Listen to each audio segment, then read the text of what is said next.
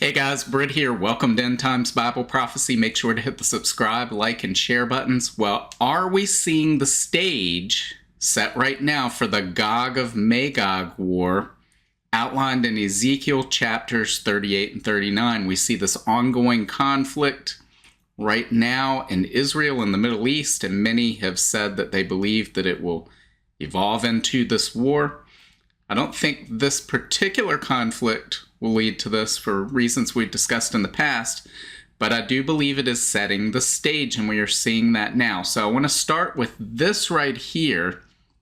So this is the End Times Bible Prophecy newsletter from October 2017, talking about the rise of the Gog of Magog coalition, which we have been seeing for some time. We've seen these nations coming together. So here are the nations, and we'll revisit this in just a minute, that are outlined in Ezekiel chapter 38. But among them, we have seen for years Russia and Iran becoming closer allies. But one of the members of this coalition that seemed to be an oddball, and why would they be involved in this, was Turkey. So let's see what we read about here. Again, this was written 6 years ago. So it says, of all the members of the Gog of Magog coalition, Turkey is the most interesting. Why? Because in 1949, Turkey became the first Muslim-majority country to officially recognize Israel. Turkey and Israel have a long history of diplomatic, economic, and military cooperation. Turkey is also a member of NATO. And what is the purpose of NATO? Its stated purpose is to defend member nations against Russian aggression. So why would Turkey join a Russian alliance to invade Israel? For years, those who study Bible prophecy have asked the same question. It just doesn't make sense. But that's changing.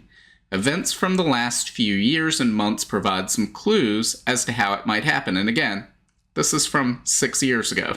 So when we say from months ago, we're talking 6 years and months ago. It says Turkish forces are involved in the ongoing conflict in Syria. Turkey supports forces fighting against Russian and Iranian-backed Syrian government. Yet the Bible says these three nations will be the principal players in an invasion of Israel.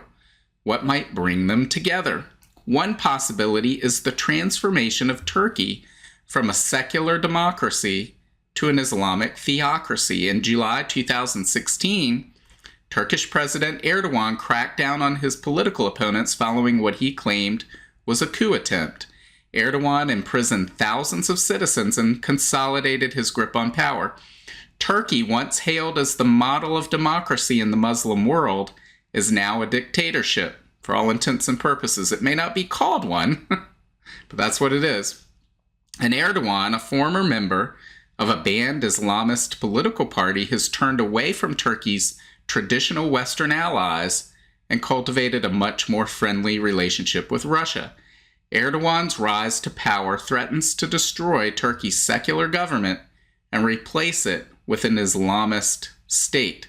And we haven't seen that fully transpire yet, but what we are seeing is this. This is from Zero Hedge from over the weekend. It says, Erdogan vows to get Israel branded as a war criminal state and also blames the West for the Gaza massacre.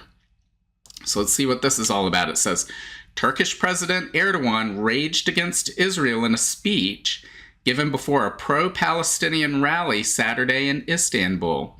He said he's preparing to introduce Israel as a war criminal on a world stage at a moment the debate over Gaza continues heating up at the United Nations. Erdogan said, Israel, we will also declare you as a war criminal to the world. We are preparing for it, and we will introduce Israel to the world as a war criminal. Footage of the event shows the turnout was huge, and the hundreds of thousands, or possibly over 100,000 people gathered in the capital. He stressed that the West is busy justifying the massacre of innocent people as the civilian death toll in Gaza soars, saying Israel is committing war crimes as an occupier. He added, the West owes you, but Turkey does not owe you. And then he writes, he says, of course, every country has the right to defend itself, but where is justice? There is no defense but an open and vicious massacre going on in Gaza. He went after Western elites and their ability to dress up everything they say in human rights rhetoric, which proves shallow. It goes on. We have this other article from the UK Express that says Erdogan threatens to declare war on Israel and send military to Gaza in a chilling warning. The Turkish president suggested in a speech at a pro-Palestine rally this afternoon that Turkey, and this was over the weekend, that Turkey can come at any night unexpectedly. Turkey's president appears to have threatened to intervene in Gaza in an impassioned speech at a pro-Palestine rally this evening. Again, over the weekend. President Erdogan delivered a speech to a rally in which he told attendees Israel was responsible for war crimes and framed Hamas as freedom fighters. And comments that have prompted Israeli outcry and led the country to withdraw its diplomatic presence, Erdogan suggested assaults on Gaza constituted a massacre. In the same speech, he reportedly said that Turkey can come at any night unexpectedly to ecstatic reception from hundreds of thousands of attendees. The footage, which is currently circulating on X, formerly known as Twitter, purportedly showed the pro-Palestine crowd responding with the chant, Turkish military to Gaza. So guys, we have threats from the president of Turkey to go to war with Israel, to send the Turkish military against Israel and Gaza. And this should come as no surprise because we've long stated, and others have long stated, that Turkey will be moving away from this Western alliance and toward an alliance with countries like Russia and Iran, as outlined in Ezekiel chapter 38 and 39. And for years, people have wondered, well, how is this possible? For the reasons that we stated earlier. But as we know, the Bible is correct. The Bible's track record is 100% accuracy, so we should expect to see this very thing. So let's take a look at what these member nations are. So let's go back to this newsletter from 6 years ago that outlines these invading nations. Now we've seen Russia and we've seen these former Soviet republics. That some of these republics were the first countries that Vladimir Putin visited and the first countries that he hosted ambassadors and diplomats from following the invasion of Ukraine in February 2022. So it showed the closeness of these countries to Russia. And then, of course, we have Afghanistan, which just a few years ago, a little over 2 years ago, people were saying, well, how would Afghanistan join in this alliance when the United States is Israel's greatest ally and the United States occupies Afghanistan? Well, we now know that isn't the case anymore. Not only that, the Taliban is back in control of Afghanistan, and they provided a lot of U.S. weaponry that was left behind to Israel's enemies in the most recent attack on Israel. So we're seeing all of these nations come together. We have Iran. Iran and Russia, again, have never had any sort of military alliance in all of history. This Gog of Magog alliance of nations has never been aligned together in history, but we're seeing them come together now. We've seen this closeness and ties between Russia and Iran, particularly ratcheting up following Russia's invasion of Ukraine, because, again, Russia was sanctioned by Western nations, similar to how Iran has been sanctioned. So it drove them together to work closer together, to rely on each other as they've been ostracized by Western nations and cut out of some of the trade agreements they've had in the past with those Western nations. So we're seeing all of these nations come together. Sudan and Libya. Sudan and Libya are involved in ongoing fights for power, and the warlords who control those countries right now have close ties with Russia and the Russian military, and they're being supported by Russia. And then, of course, we have Turkey which we just talked about, and we see how Turkey has moved from this westernized, democratic, Islamic nation to moving toward following the Quran and becoming an enemy of Israel. We're seeing Erdogan push Turkey toward an antagonistic stance toward Israel. And of course, these nations, so we have Russia, Iran, and Turkey, who are the three most powerful nations currently that are involved in this coalition. All three of them have a military presence in Syria as a result of the Syrian civil war that tore apart that country over the past decade.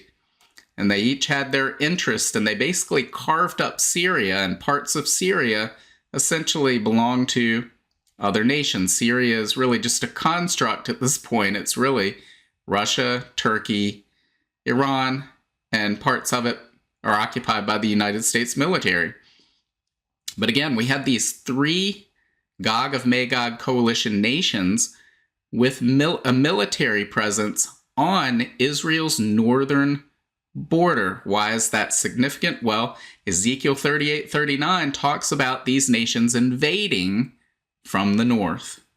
And so, guys, we are seeing right now this Gog of Magog coalition coming together, forming right before our very eyes. Again, I don't think the current conflict is that conflict, for the reason, as we read in Ezekiel 38 and 39, that when this invasion takes place, Israel is a land of unwalled villages living in a period of peace and tranquility, meaning really they don't expect this to happen. It also says no one comes to their aid. Well, at least for the moment, it appears in this conflict that the United States has come to Israel's aid. So a lot of these factors just don't seem to align. We also don't read about Gaza or Lebanon, Hezbollah, Islamic Jihad, where those enemies of Israel are positioned now immediately on Israel's borders. They aren't mentioned in Ezekiel 38 and 39. Why would they not be mentioned? Well, because they are not part of that invading coalition. So right now, it does not appear that the current conflict aligns with this. But again, we're seeing the stage being set for Ezekiel 38:39 in the future. Could the current conflict lead to a point where Israel wipes out the immediate threat to its borders, and then later we see these other nations invade, and that's why the immediate terrorist threat to Israel's borders is not part of this conflict? That very well could be the case. So we'll keep an eye on this. We'll continue to watch this, but we're seeing this coalition come together. And keep in mind, just a few years ago, I believe it was maybe 8 years ago or so, there was a dispute over a jet being shot down because of the Syrian conflict, and Russia and Turkey almost went to war with one another. So we very quickly went from Russia and Turkey might go to war to now Erdogan and Putin are best buddies, and we're seeing them work together and collaborate on issue after issue. Now we have Erdogan openly threatening Israel. So, guys, all of this tells us the stage is being set. We would expect to see this happen.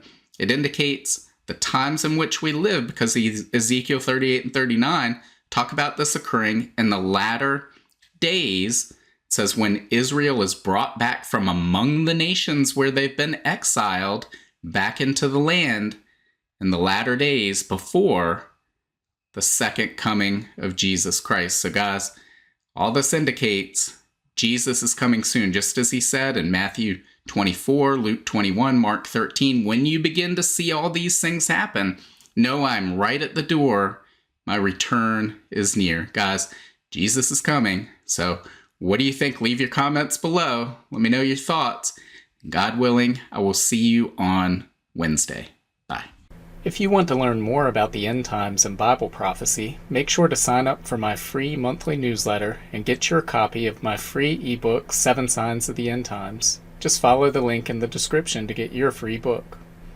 Also, make sure to check out all of my books. Just look up Britt on Amazon, Barnes & Noble, Apple iBooks, Google Books, Kobo, or anywhere books are sold. Thanks for watching today, and until next time, keep your eyes fixed on Jesus, the author and perfecter of our faith.